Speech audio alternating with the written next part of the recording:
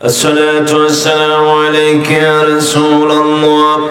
الصلاة والسلام عليك يا رحمة للعالمين.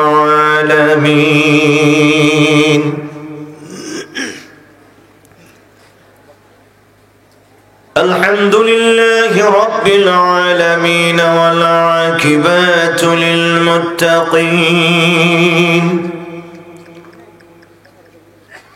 والصلاة والسلام على سيد الأنبياء والمرسلين।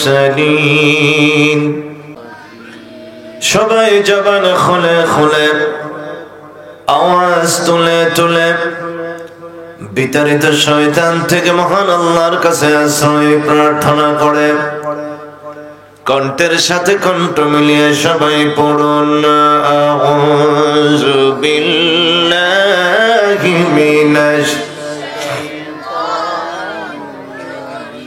বিসমিল্লাহির রাহমানির রাহিম। সুবহানাল্লাযী أسرى بعبده ليلا من المسجد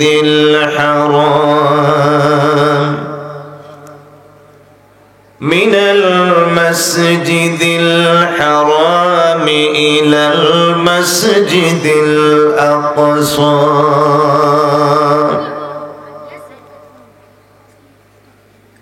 الذي باركنا حوله لنريه من آياتنا إنه هو السميع البصير. صدق الله المولانا العظيم وصدق رسوله النبي الحبيب الكريم، ونحن على ذلك لمن الشاهدين والشاكرين، والحمد لله رب العالمين. إن الله وملائكته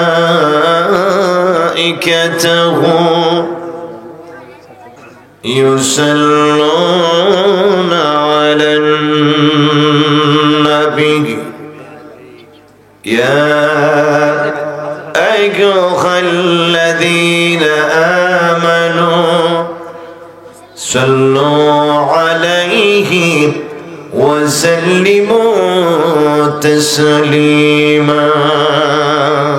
اللهم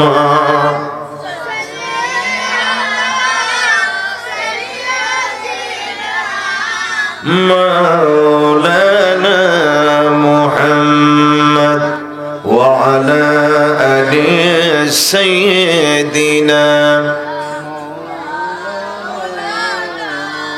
উড়ে বাংলার হাওয়া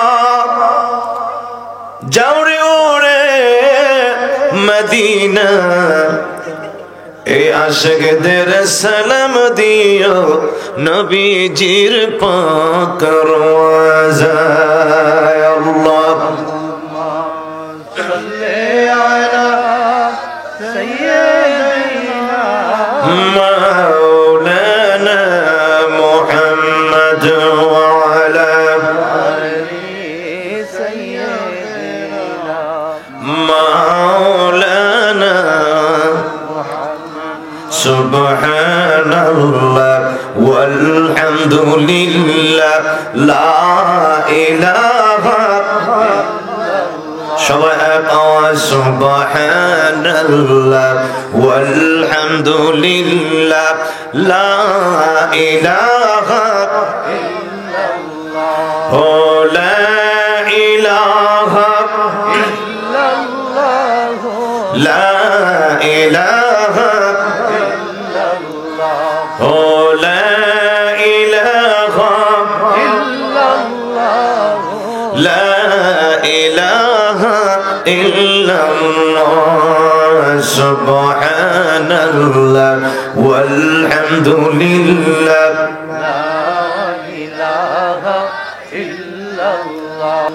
لا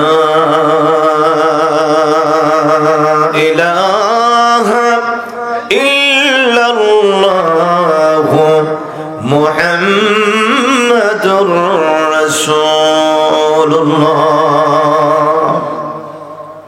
সবাই পড়ুন সাল্লাল্লাহু তাআলা আলাইহি ওয়াসাল্লাম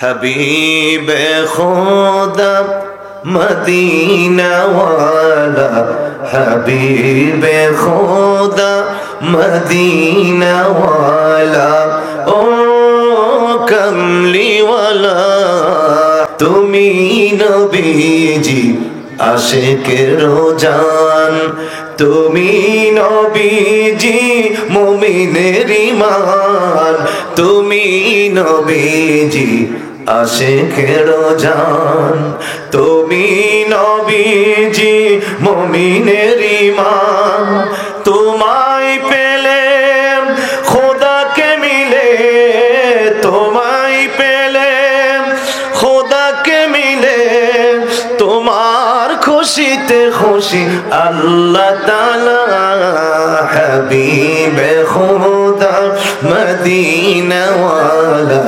হাবিবে খোদা মদিনা ওয়ালা ও কমলি ওয়ালা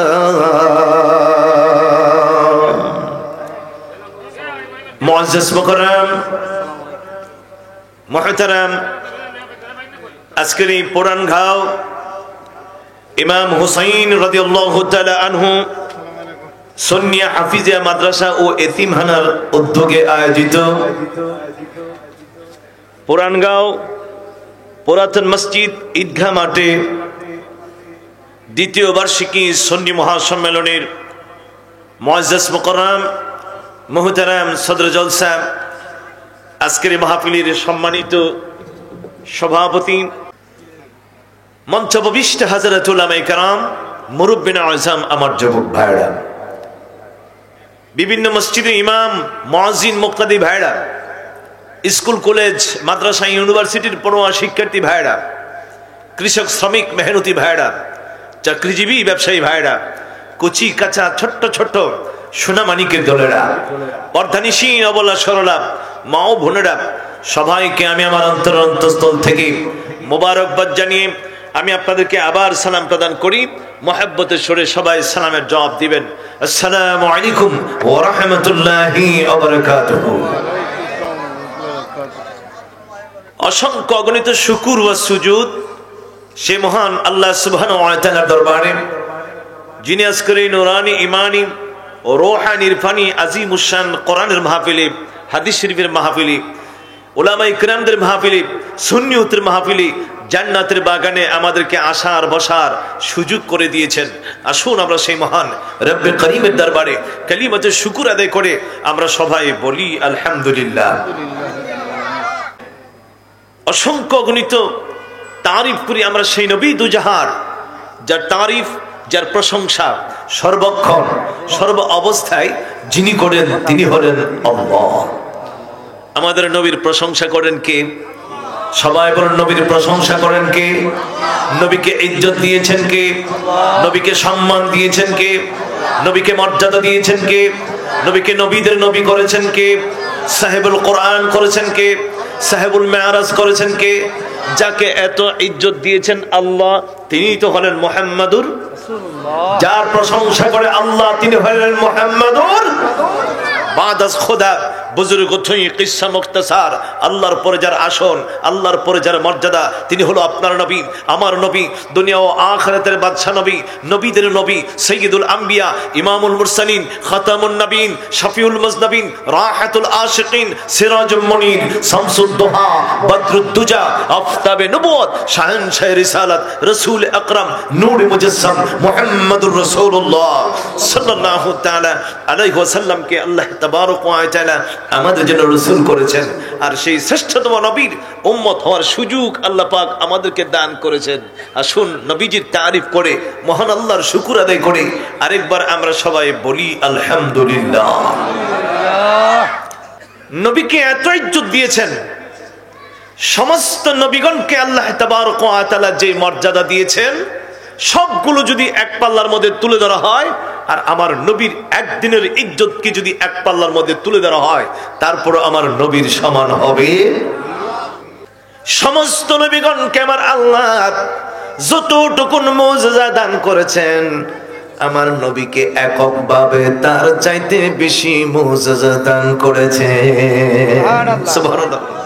সব নবীগণকে যতটুকুন মুজিজা আল্লাহ দিয়েছেন, আমার নবীকে আজকের এই রজবের চাঁদে 27 রাত যে মুজিজা আমার আল্লাহ দান করেছেন, সব মুজিজা যদি এক পাল্লার মধ্যে তুলে ধরা হয়, আর আমার নবীর এই এক রাত্রের মুজিজা যদি এক পাল্লার মধ্যে তুলে ধরা হয়, আমার নবীর সমান হবে।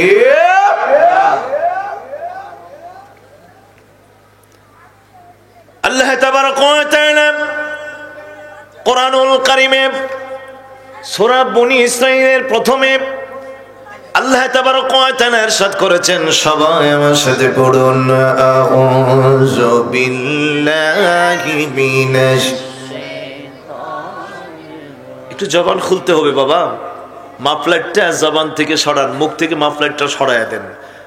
এখন মুখটা খুললে, মুখোশটা খুলো বাবা, মুখোশটা খুলে আওয়াজ দেন, আউযু বিল্লাহি মিনাশ শাইতানির রাজীম, বিসমিল্লাহির রাহমানির রাহিম, সুবহানাল্লাযী أسرى بعبده ليلا من المسجد الحرام إلى المسجد الأقصى الذي باركنا حوله لنريه من آياتنا إنه هو السميع البصير الله أكبر বলুন।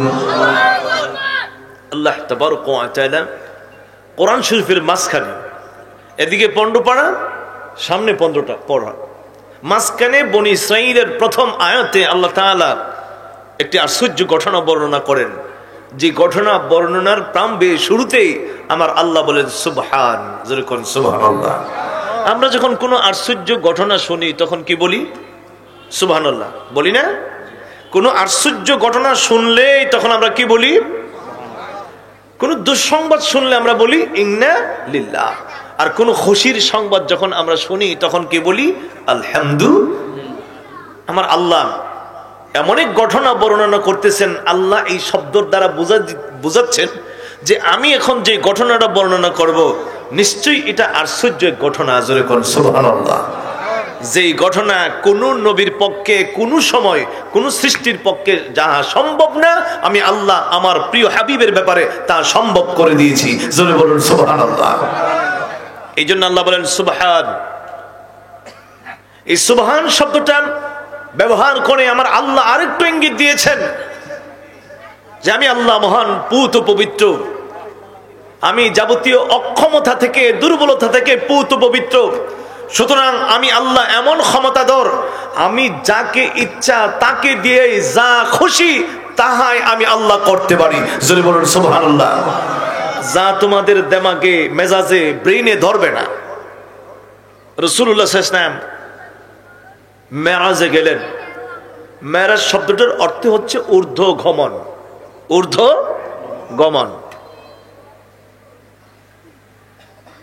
ঊর্ধ্ব গমনের ব্যাপারে বিজ্ঞান এখনো পর্যন্ত কোন সুরাহা দিতে পারে নাই এটা কেমন করে সম্ভব।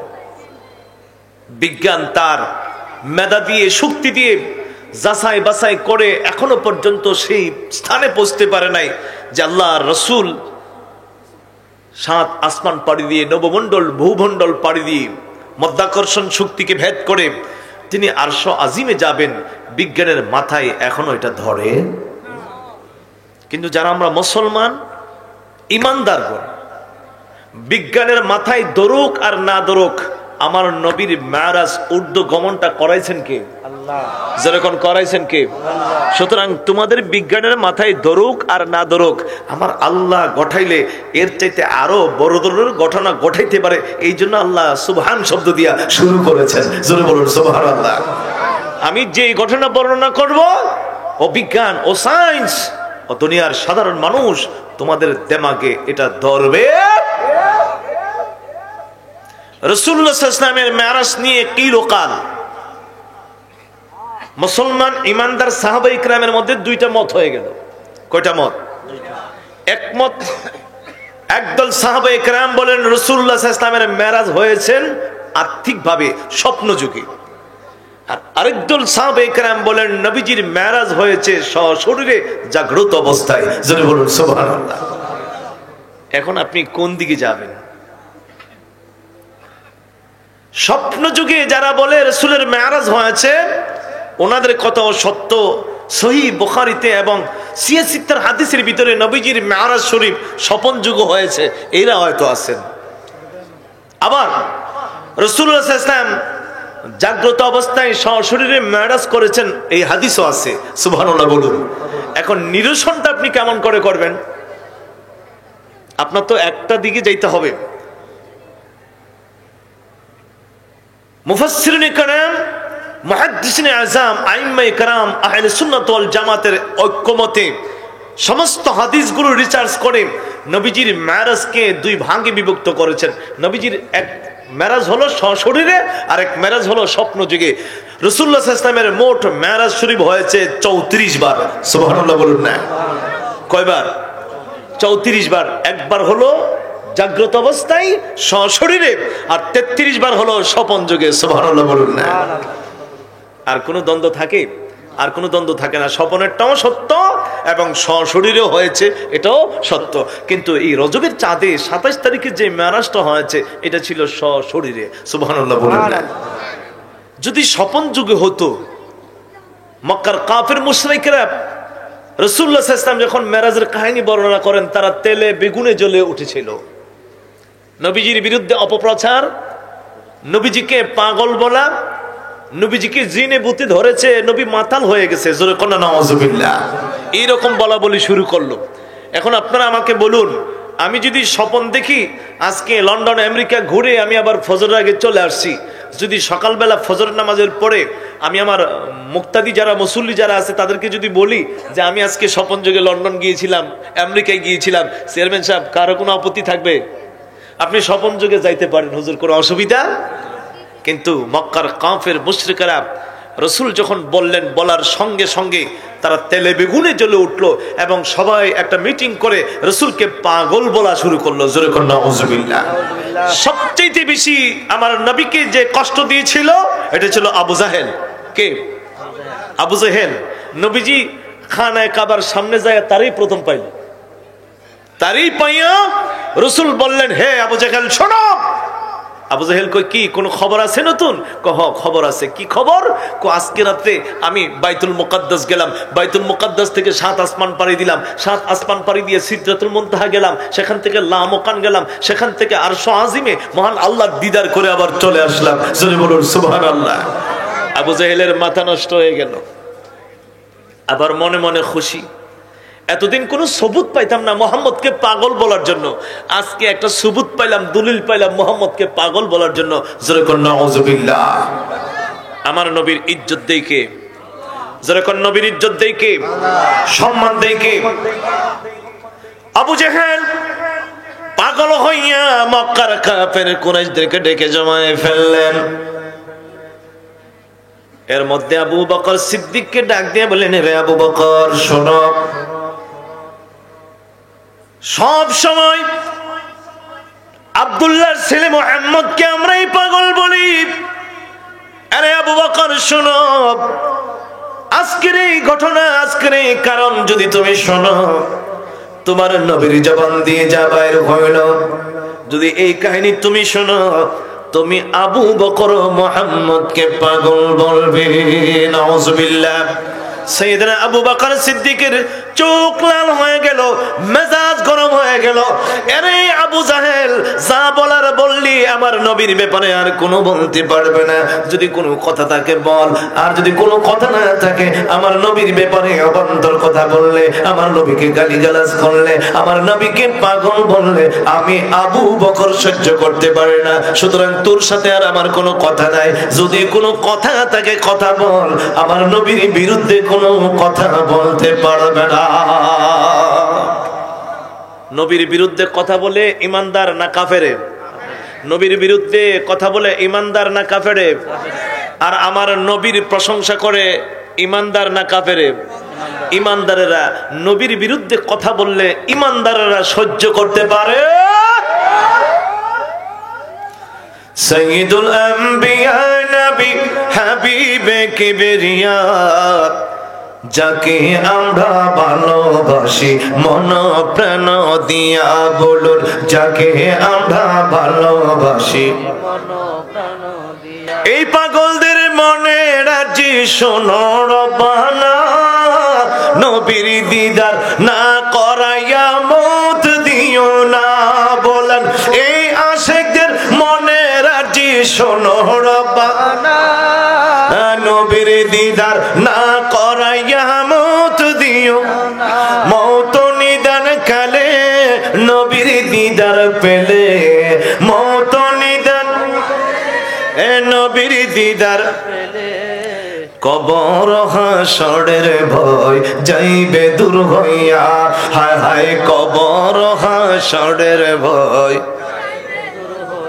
সাইয়্যিদুল আম্বিয়া হাবিবে কিবরিয়া, সাইয়্যিদুল আম্বিয়া হাবিবে কিবরিয়া, যাকে আমরা ভালোবাসি মন প্রাণ দিয়া। হায় হায় যাকে আমরা ভালোবাসি মন প্রাণ দিয়া। বন্ধুগণ আমার, আমি বলতেছিলাম নবীর দুশমন আবু জাহেল আমার নবীর মেরাজের কাহিনী শুনে পাগল হয়ে গেল। আমার নবীরে কেমনে পাগল বানাবে? আবু বকর সিদ্দিককে ডাক দেয়া কয়, আবু বকর রে, এতদিন আমরা পাগল বলেছি, আর মুহাম্মদকে তুমি আন্ধা বিশ্বাস করেছো, ভালোবেসেছো। সাইয়েদনা আবু বকর সিদ্দিক বলেন, যা বলার বলতে পারোস, কিন্তু আমার নবীর বিরুদ্ধে কথা বললে আমি আবু বকর সহ্য করতে পারবো না। আমি আবু বকর, তুই আবু জাহেলকে ছাড়বো না।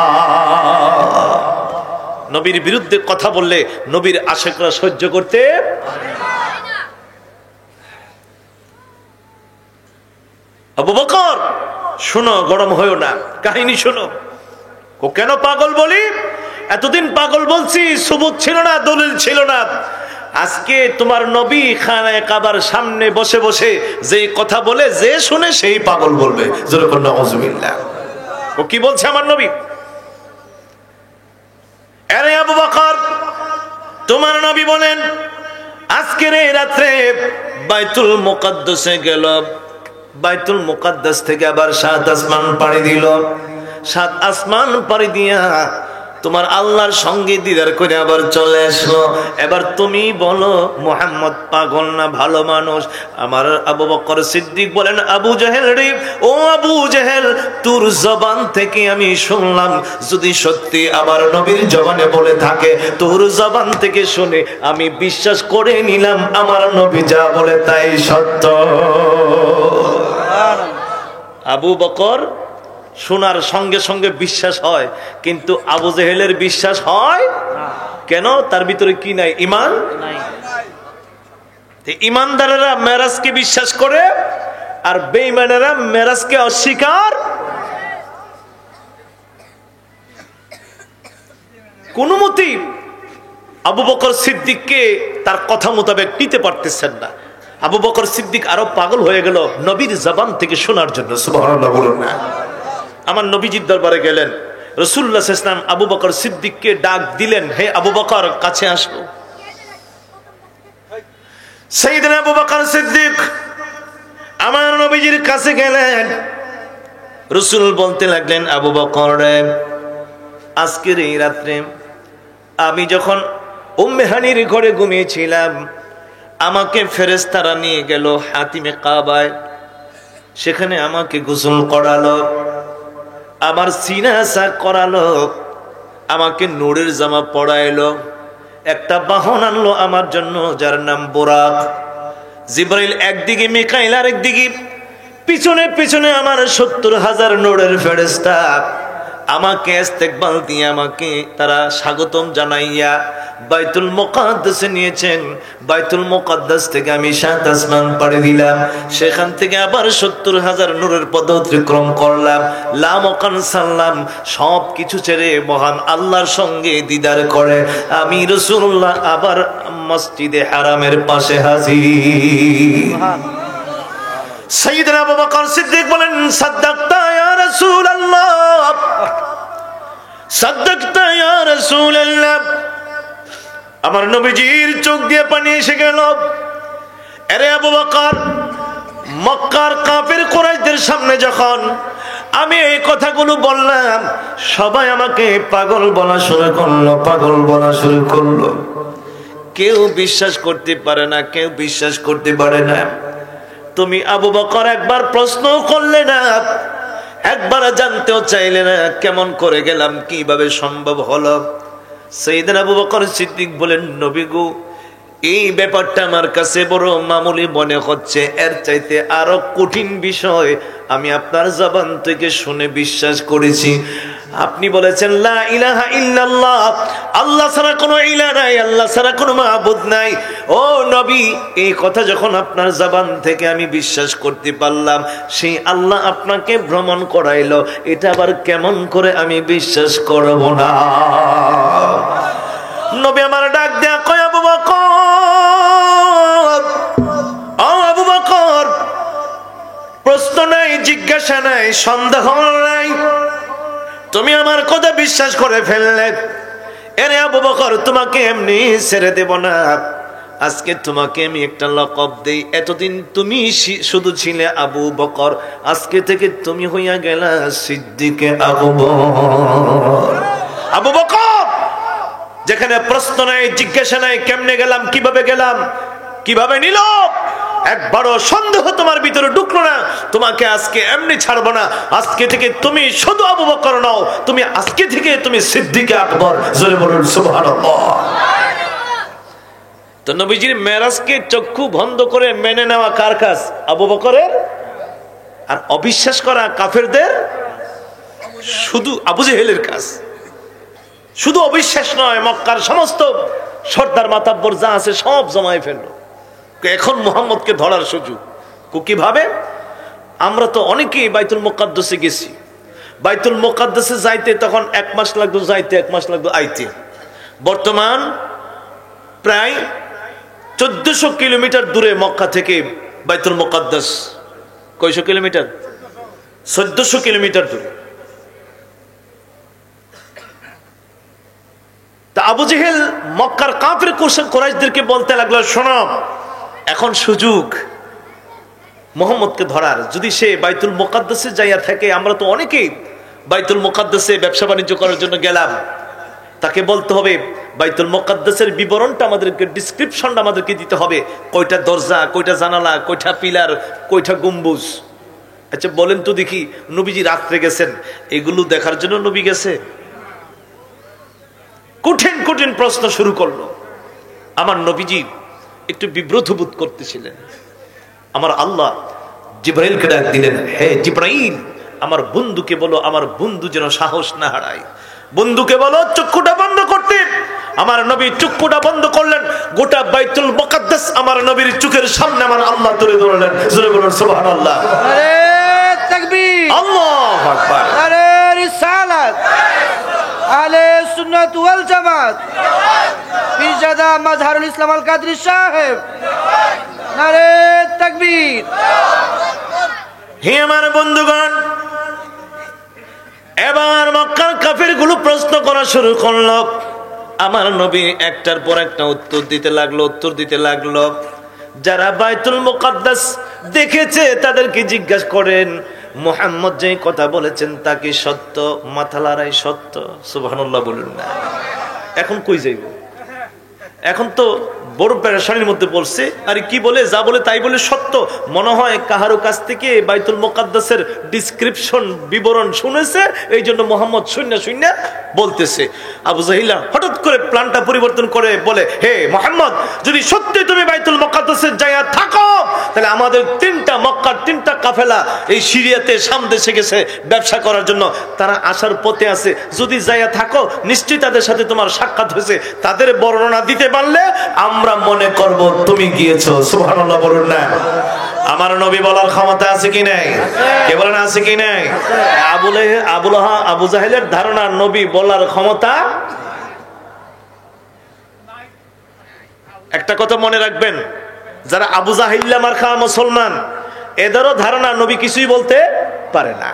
আর সাহাবায়ে কেরামের ধারণা, আমার নবীকে আমার আল্লাহ ক্ষমতা দিয়েছেন, নবী যাহা ইচ্ছা তাই বলতে পারে। জোরে বলুন সুবহানাল্লাহ। আমার ভাইরা, আবু জেহেল তার ধারণা, তার বিশ্বাস আমার নবী বলার ক্ষমতা নাই। মক্কার কাফের কুরাইশগুলোকে একত্রিত করে বলা বলি শুরু করলো, আমাদের দেশের যে সমস্ত ব্যবসায়ী লোকেরা শাম সিরিয়ার মধ্যে গেল, তারা কোথায় আছে, কোন জায়গায় আছে একটু বলতে হবে। আমার নবী বলেন, তোমাদের 3টা কাফেলা, আজকে একটা কাফেলা আসবে, কালকে একটা কাফেলা আসবে, আগামী দিন আরেকটা কাফেলা চলে আসবে। শোনো শোনো, এক কাফেলার মধ্যে পানি ছিল না, আমি নবী পানি দিয়ে আসলাম। আরেক কাফেলার লোকেরা শীতে থরথর করে কাঁপে, আমি তাদের গায়ে কাপড় পরাইয়া দিয়ে আসলাম। আরেক কাফেলার লোকেরা আমার বোরাকের আওয়াজ পাইয়া তাদের গোড়াগুলো নাচতে শুরু করলো, উটগুলো নাচতে শুরু করলো। সামনের মধ্যে যে উটটা ছিল, তার উপরে যে সওয়ারিগুলো ছিল, আমার বোরাকের আওয়াজ পাইয়া উট যখন নাচানাচি শুরু করলো, তারা উট থেকে পড়ে গেল। সুবহানাল্লাহ বলুন। এখন আবু জেহেল অপেক্ষা শুরু করলো কোন সময় কাফেলাগুলো আসে। আমার নবী যখন বলল আজকে সন্ধ্যার সময় একটা কাফেলা আসবে, আবু জেহেল মক্কার লোকদেরকে নিয়ে দাঁড়ায় রইল কোন সময় কাফেলাবাসী আসে। যখন কাফেলাবাসী আসলো, জিজ্ঞেস করলো তোদের মধ্যে কোনো অঘটন ঘটছে কিনা। একটা ঘটন ঘটছে, আমাদের কাফেলার মধ্যে পানি ছিল না, কে যেন আমাদের বর্তনটা পানি দিয়ে ভরে গিয়েছে। নবীর কথা মিলছে কি মিলছে না? 3টা কাফেলা 3বার আসলো, 3টা কাফেলা বলা শুরু করলো এই ঘটনা। মক্কার কাফেররা খামোশ হয়ে গেল, চুপ হয়ে গেল। আমার প্রশ্ন ছিল, বাবা, যদি আমার নবী স্বপন যুগের কথা বলতেন, তাইলে মক্কার লোকদের মধ্যে এরকম হইচই হইতো না, ঠিক কিনা? কইল, মুহাম্মদ তুমি কত জাতের স্বপ্নই দেখো। তাহলে বোঝা গেল তাদের এই হইচইয়ের কারণে আমার নবীজির মেরাজ স্বপন যুগে নয়, আমার নবীর মেরাজ হয়েছে সশরীরে। জোরে বলুন সুবহানাল্লাহ। কোরআনুল কারীমে আল্লাহ বলেন, সুবহানাল্লাযী আসরা বিআবদিহি, পাক ও পবিত্র সেই মহান সত্তা যিনি তার হাবিবকে আব্দুন বলা হয়েছে। এই আব্দুন পাইয়া অনেক মুফাসসিরিন কেরাম আমাদের দেশে তাফসীর করে, নবী আমরার মতো একজন দাস। জোরে কোন নাউজুবিল্লাহ। আল্লামা ইকবাল এটার ব্যাখ্যা করেছেন, আব্দে দিগার আব্দ হো চিজ দিগার, উচড়া পড় ইন্তজারায়ে মুনতাজার। আল্লাহু আকবার বলুন।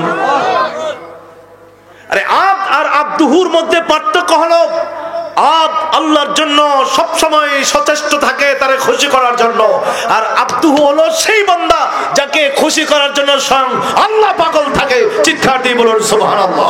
নারে তাকবীর, নারে রিসালাত, আহলে সুন্নাত ওয়াল জামাত, পীরজাদা মাজহারুল ইসলাম আল কাদরি সাহেব। এই আব্দুহু যখন জমির লাগে আব্দের সাথে, তখন এটার অর্থ আর বন্দা থাকে না, এটার অর্থ বন্ধু হয়ে যায়। সুবহানাল্লাহ। তাফসীর করতে যাইয়া একটু হিসাব মিলাইয়েন, ঢালাও ভাবে তাফসীর করবেন না। সব তাফসীর শুনলেও ঈমান ঠিক থাকবে না, কিছু কিছু তাফসীরের দ্বারা ঈমানও নষ্ট হয়ে যায়।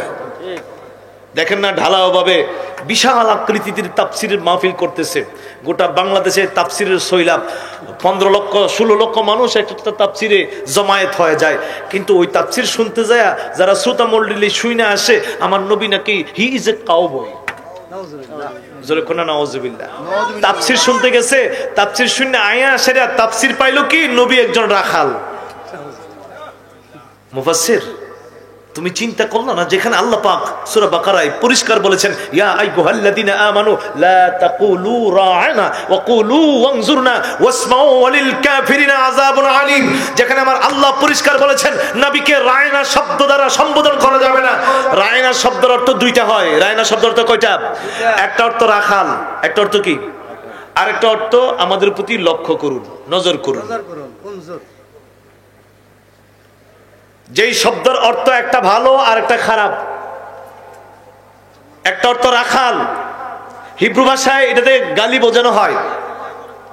আমার আল্লাহ বলেন না না, সাবধান হে ঈমানদারগণ, যদিও শব্দের অর্থ ভালো আর একটা অর্থ যদি খারাপ থাকে, ওই শব্দ দিয়ে আমার নবীকে সম্বোধন করা ঈমানদারের জন্য চিরতরে হারাম ঘোষণা করে দিলাম। চিৎকার দিয়ে বলুন সুবহানাল্লাহ। যেখানে রায়না বলা, রাখাল বলা আল্লাহ পাক পরিষ্কার নিষেধ করে দিয়েছেন। আর মুফাসসির সাহেব লক্ষ লক্ষ জনতাকে জমায়েত করে সে বলে হি ইজ এ কাউবয়। নবী নাকি রাখাল ছিলেন, নবী নাকি 6 প্যাক ছিলেন। আমার নবী আলিফ বা তাসা পড়তে পারতেন না, বলতে পারতেন না। জোরে কন্না নাউজুবিল্লাহ। এই তাফসীর শুনে কোনো লাভ হবে? এই তাফসীর দ্বারা ঈমান তাজা হবে না, ঈমান নষ্ট হবে। যেই মুফাসসির আমার নবীর শান বলতে পারে না, যেই মুফাসসির আমার নবীর তাজিম জানে না, যেই মুফাসসির আমার নবীর আদব জানে না, ওই মুফাসসিরের তাফসীর শোনা হারাম হারাম হারাম। ওই যদি আরো কোটি মানুষ নিয়ে তাফসীর করে, একজন আশিক রাসূলের জুতার দাম আছে, এই মুফাসসিরের দাম আশিক রাসূলের কাছে। একজন চামার, একজন রিকশাওয়ালাও যদি নবীর শান বুঝে, আশিক রাসূলদের কাছে তার ইজ্জত আছে, সম্মান আছে। ঠিক কি না? তাফসীর করি রাসূলুল্লাহ, আমরা যে এরকম বান্দা, এরকম নবীও বান্দা। আব্দুন বলছেন, আরে বোকা, আব্দ হলেই সব বান্দা একরকম নয়। আব্দুহু জমির যখন আব্দের সাথে লাগে, এটা তখন বান্দা থাকে না, এটার অর্থ কি হয়? বন্ধু হয়। যেরকম এটার অর্থ কি হয়? আল্লাহ সুবহানাহু ওয়া তাআলা তার বন্ধুকে আশ্রা করাইলেন। সফর এবং সায়ের দুইটার মধ্যে পার্থক্য হলো, সফর হলো ভ্রমণ করা, যে ভ্রমণটার মধ্যে কোনো আনন্দ বা ইন্টারেস্ট থাকে না। আর আশ্রা বা সায়ের হলো ওই ভ্রমণ, যে ভ্রমণের মধ্যে আনন্দ থাকে, ইন্টারেস্ট থাকে। সুবহানাল্লাহ বলুন না। সফর দিয়ে যখন সফর করে তখন মুসাফির তখন কসর করে। কি করে? কসর করে। আমার নবী ভ্রমণ করেছেন, সায়ের করেছেন, আমার নবীর জন্য কি হয় নাই? কসর হয় নাই। কেন? মুসাফির সীমানার বাহিরে যায়, আর সায়ের সীমানার বাহিরে যায় না। আল্লাহ কয়, হাবিব, আমি যত উপরে আর যতই আপনাকে যত উপরে নিয়েছি, এটা আপনি নবীর সীমানার বাহিরে না। যদি বলুন সুবহানাল্লাহ।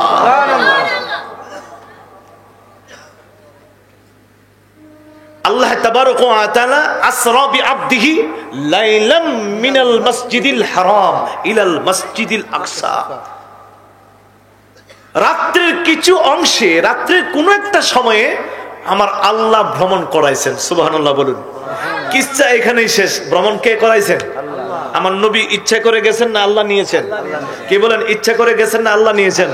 আল্লাহ নিলে আমার নবী যেমনি ইচ্ছা এমনি যাইতে।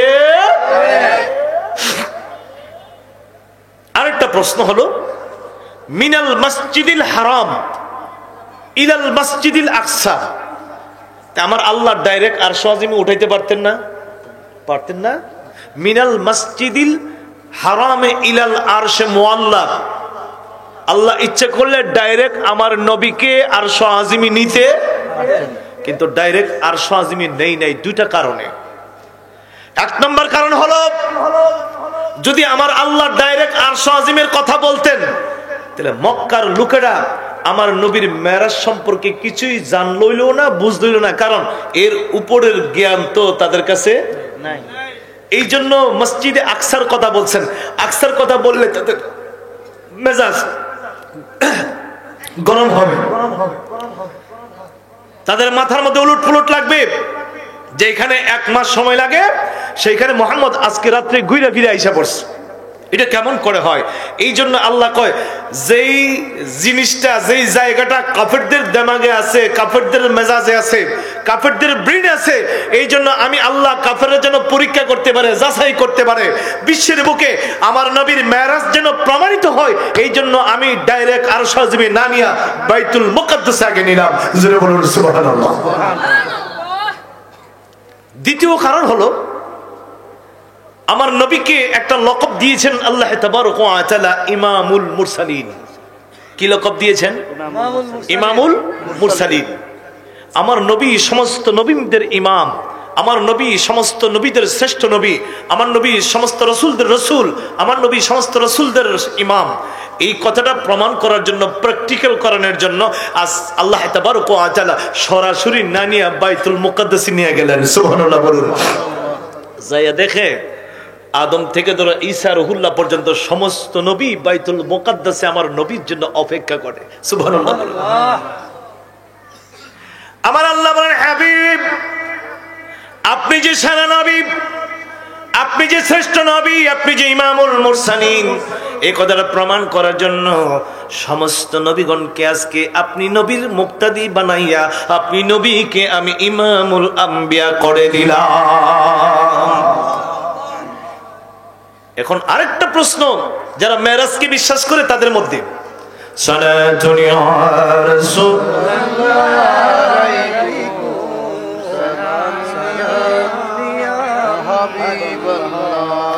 नसीम जानिबे बुतखा गुजर कुन जे अहवालम हबीबेर खबर कुन सलातुनिया सलामुनिया। প্রশ্ন হলো, সাহাবায়ে কিরাম থেকে ধরে বর্তমান যুগের কিছু কিছু আলেম ওলামা মুফাসসিররা বুঝে না বুঝে দুইটা মত প্রকাশ করলেন। একদল হলো নবীজি আল্লাহকে দেখেছেন, আরেক দল হলো মেরাজে গিয়ে নবী আল্লাহকে দেখে নাই, জিবরাইলকে দেখছে। কারে দেখছে? হাদিস দুইটাই আছে, কিন্তু দুইটার নিরসন আপনাকে করতে হবে, কোন হাদিসটা গ্রহণযোগ্য কোন হাদিসটা গ্রহণযোগ্য নয়। মা আয়েশা সিদ্দিকার হাদিস হলো, রাসূলুল্লাহ সাল্লাল্লাহু আলাইহি ওয়াসাল্লাম আল্লাহকে দেখেন নাই, নবীজি আল্লাহকে। এই হাদিস পাইয়া যারা নবীর মেরাজকে ইন্টারেস্টিং মনে করে না, নবীর মেরাজকে বেশি পছন্দ করে না, তারা খুব মজা পাইতেছে। একদল সাহাবায়ে কেরাম মা আয়েশা সিদ্দিকার সাথে একমত হলো যে নবীজি আল্লাহকে দেখে নাই, দেখছে কারে? জিবরাইলকে দেখছেন। লাকাদ রাহু নাজলাতান উখরা ইনদা সিদরাতিল মুনতাহা। এই আয়াতের ব্যাখ্যায় হযরত আব্দুল্লাহ ইবনে আব্বাস রাদিয়াল্লাহু তাআলা আনহু রাইসুল মুফাসসিরিন, তিনি তাফসীর করেছেন, তিনি স্পষ্ট ভাষায় বলে দিয়েছেন, আমার আল্লাহ তাবারক ওয়া তাআলাকে রাসূলুল্লাহ স্বচক্ষে চর্মচক্ষে মেরাজে আরশ আজিমে আমার আল্লাহকে দেখেছেন। জোরে বলুন সুবহানাল্লাহ। রাইসুল মুফাসসিরিন আব্দুল্লাহ ইবনে আব্বাসের মত হলো আমার নবীজি চর্মচক্ষে আল্লাহকে দেখেছেন, আর মা আয়েশা সিদ্দিকার মত হলো নবীজি আল্লাহকে দেখেন। তা দুজন তো সাহাবী, কাকে বাদ দিবেন?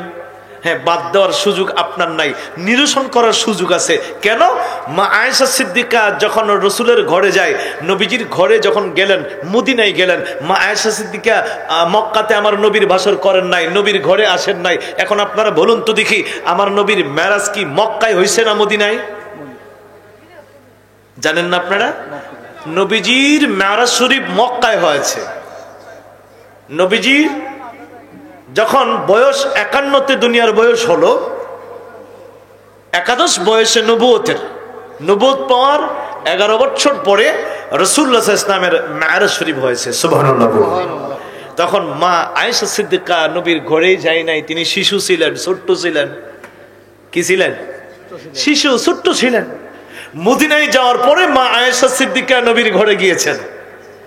তাইলে যেই মেরাজটা এই 26 রজবে 27 রজবে হয়েছে, সেই সময় মা আয়েশা সিদ্দিকা আমার নবীর ঘরেই ছিলেন না। সুবহানাল্লাহ বলুন না। তাহলে এই ক্ষেত্রে হাদিসটা গ্রহণযোগ্য হবে হযরত আব্দুল্লাহ ইবনে আব্বাসের হাদিস শরীফ। সুবহানাল্লাহ বলুন না। কারণ মা আয়েশা সিদ্দিকার চাইতে এই মেরাজের ঘটনা হযরত আব্দুল্লাহ ইবনে আব্বাস রাদিয়াল্লাহু তাআলা আনহু বেশি জানতেন। সুবহানাল্লাহ বলুন না। তিনি বলেন, কেন আমি বলি রাসূল দেখেছেন? নবীজি বলেন, রাআইতু রাব্বি আযজা ওয়া জাল্লা, আমি রাসূলুল্লাহ আমার চোখে আল্লাহকে দেখেছি। সুবহানাল্লাহ বলুন না। জিবরাইলকে দেখার জন্য আমার আল্লাহ এত আয়োজন করে, আমার নবীকে উপরে নেওয়ার কোনো প্রয়োজন। এই জন্য রাইসুল মুফাসসিরিন হযরত আব্দুল্লাহ ইবনে আব্বাস বলেন, ইন্নান নাবিয়্যা সাল্লাল্লাহু আলাইহি ওয়াসাল্লাম রাআ রাব্বাহু মাররাতাইন। হযরত আব্দুল্লাহ ইবনে আব্বাস বলেন, আমার নবীজি আল্লাহকে দুইবার দেখেছেন। কয়ভাবে? দুইভাবে। একবার দেখেছেন মাররাতান বিবাসরিহি ওয়া মাররাতান বিকলবিহি, একবার দেখেছে স্বচক্ষে, আরেকবার দেখেছে অন্তরের চক্ষে। জোরে বলুন সুবহানাল্লাহ। তাহলে হাদিসের মধ্যে আর কোনো দ্বন্দ্ব থাকলো না। মা আয়েশা সিদ্দিকার হাদিসও সঠিক, আর আব্দুল্লাহ ইবনে আব্বাসের হাদিসও সঠিক। মা আয়েশা সিদ্দিকা যে হাদিসের কথা বলতেছেন, এগুলো ছিল স্বপন যুগের হাদিস। কিসের যুগের হাদিস? স্বপন যুগের হাদিস। স্বপন যুগে আল্লাহকে সরাসরি আমার নবী দেখেন নাই, দেখেছেন অন্তরের যুগে, স্বপ্ন যুগে। সুতরাং মা আয়েশা সিদ্দিকার হাদিসও সঠিক, আর আব্দুল্লাহ ইবনে আব্বাসের হাদিসও সঠিক। কিন্তু আমাদের কিছু প্রবক্তা আছে, আমাদের কিছু মুফতি মুফাসসির আছে, ঢালাও ভাবে ফতোয়া দিচ্ছেন, না না না না না, নবী আল্লাহকে দেখেন নাই, নবী দেখছেন জিবরাইলকে। নাউজুবিল্লাহ বলেন। কিন্তু আহলে সুন্নাতুল জামাতের আকীদা হলো লাকাদ রাহু নাজদাতান উখরা ইনদা সিদরাতিল মুনতাহা। এর আয়াতের তাফসীর হলো আমার আল্লাহকে আমার নবী স্বচক্ষে দেখেছে। জোরে বলুন সুবহানাল্লাহ। দেখার ব্যবস্থা করছেন কে? আল্লাহ। জোরে কোন ব্যবস্থা করছেন কে? আল্লাহ। যদি ব্যবস্থা করে নবীরে দেখা দেয়, আর কোনো অসুবিধা আছে? আমার নবী জীবনে কোনোদিন আল্লাহকে দেখার কথা বলে নাই। নবী কত পার্থক্য দেখেন। মুসা পয়গম্বর আল্লাহকে বলতেন, রব্বি আরনি, রব্বি আরনি, আল্লাহ আমি তোমাকে দেখতে চাই, আল্লাহ আমি তোমাকে দেখতে চাই। যখন জাবালে তুরে যখন কথা বলতেন খেজুর গাছের চূড়া দিয়া, তখন মুসা ইসলাম জড়ায়া ধইরা কইতো, আল্লাহ তুমি কি আল্লাহ? কোন আমি আল্লাহ না। তো কে? খেজুর গাছ। কইতো আমি খেজুর গাছ। তো কথা বলে কে? আমি আল্লাহ কথা বলি। সুবহানাল্লাহ বলুন। মুসা আলাইহিস সালামের জজবা উঠে গেল, আল্লাহ আল্লাহ তুমি কথা বলো আমার সাথে, আর আমি তোমাকে দেখবো না। খেজুর গাছকে জড়ায়া ধরে কয়, রব্বি আরনি, রব্বি আরনি, ওগো আমার রব তুমি আমাকে দেখা দাও। মুসা পয়গম্বর যতবার বলে রব্বি আরনি, রব্বি আরনি, ততবার আমার আল্লাহ বলে লান্তারানি, লান্তারানি, মুসারে তোর পক্ষে আমাকে দেখা সম্ভব নয়। আমার নবী জীবনে কোনদিন বলে নাই রব্বি আরনি, রব্বি আরনি, আল্লাহ আমি তোমাকে দেখতে চাই, আল্লাহ আমি তোমাকে দেখতে চাই। আমার নবী জীবনে কোনদিন বলে নাই। আমার আল্লাহ আমার নবীর প্রেমে পাগল হইয়া আমার নবীকে ডাক দিয়ে বলেন, আরনি ইয়া হাবিবি, আরনি ইয়া হাবিবি, ওগো আমার মাহবুব নবী, আমি আল্লাহ নিজে আপনাকে দেখতে চাই। আমার নবী হায়াতে তাইবাতে জীবনে কোনদিন বলে নাই আল্লাহ আমি তোমাকে দেখতে চাই, বরং আমার আল্লাহ আমার নবীর প্রেমে পাগল হয়ে নবীকে ডাক দিয়ে বলে, আরনি ইয়া হাবিবি, আরনি ইয়া হাবিবি, ওগো আমার মাহবুব আপনি নিজে আমাকে দেখা দেন। জোরে বলুন সুবহানাল্লাহ। নবী বেশ কম আছে কি নাই? এক নবী আরজি করো দেখতে পারে না, আর আমার নবী আরজি করে না, আল্লাহ পাক দাওয়াত কইরা আর আজিমে উঠাইয়া পর্দা সরাইয়া দেখা দেয়। জোরে কোন সুবহানাল্লাহ। আমার কি দেখা দিবেন না নবী, আমার কি দেখা, সবাই আমার কি দেখা দিবেন না নবী, আমার কি, আপনাকে দেখিতে আমি হইলাম দেওয়ানা, দয়াল নবী গো আমার কি দেখা,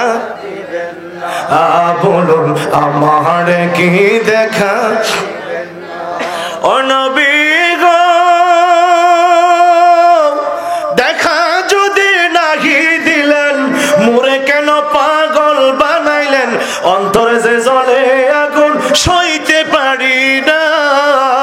ও নবী গো দেখা যদি নাহি দিলেন মোরে কেন পাগল বানাইলেন অন্তরে যে জ্বলে আগুন সইতে পারি যতই আমায় রাখেন দূরে ততই বেশি মনে পড়ে যতই আমায় রাখো দূরে ততই বেশি কবে পাবো আপনার দিদার মন যে মানে না দয়াল নবী গো আমার কি দেখা বলুন আমার কি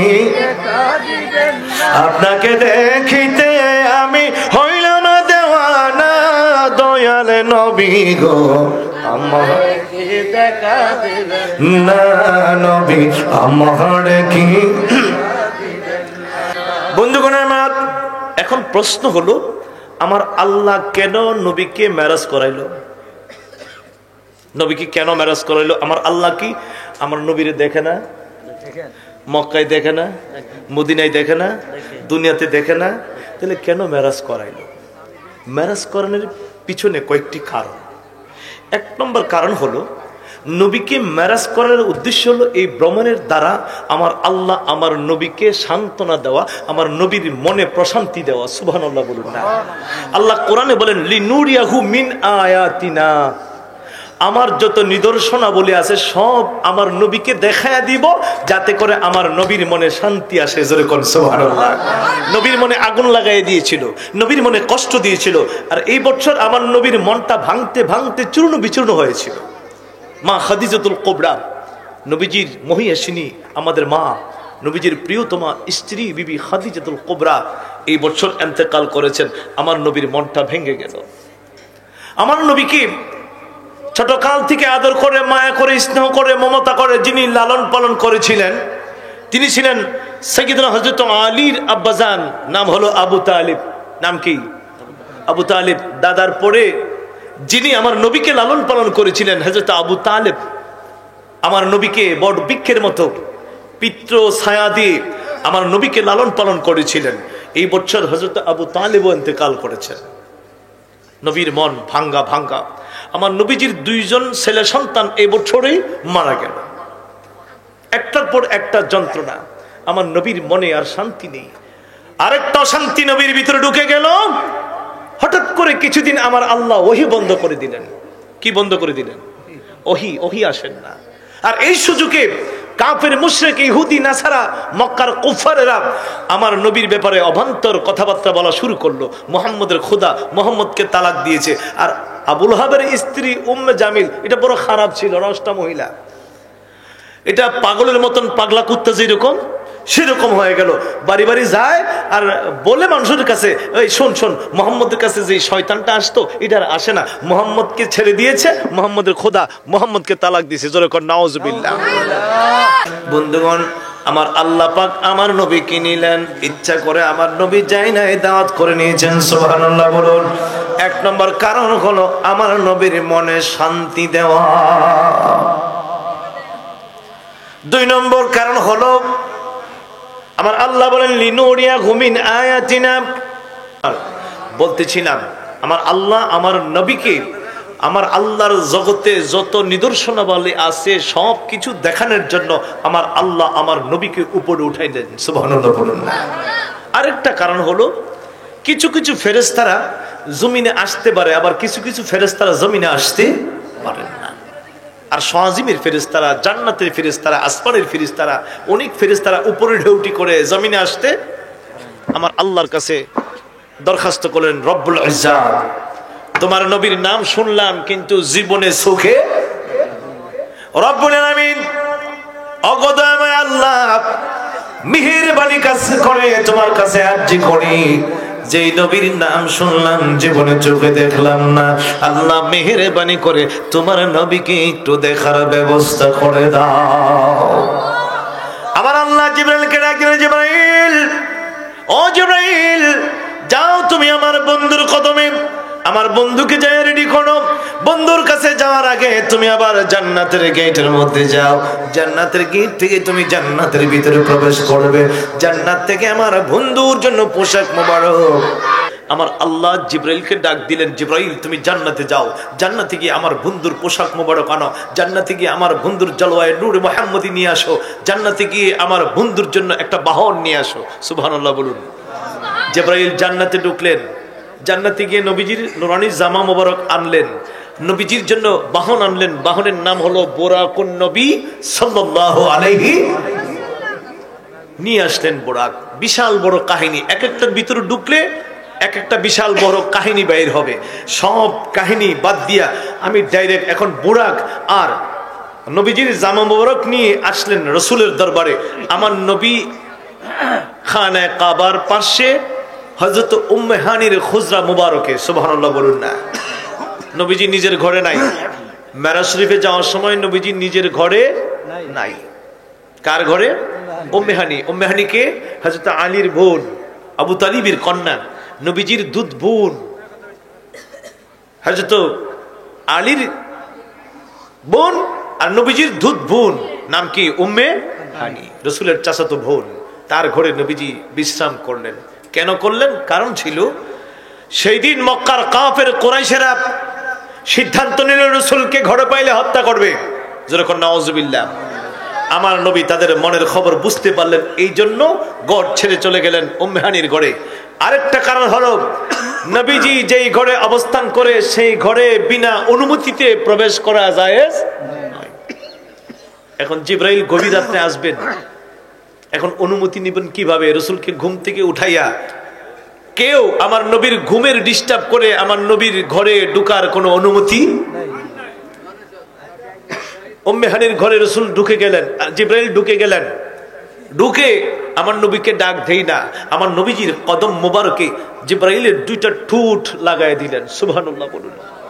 জিব্রাইলের ঠুট আর আমার নবীজির কদম মোবারক, সুবহানাল্লাহ বলুন না। আমার নবী চক্ষু খুললেন। জিব্রাইল হঠাৎ করে, এত রাত্রি তুমি আগমন?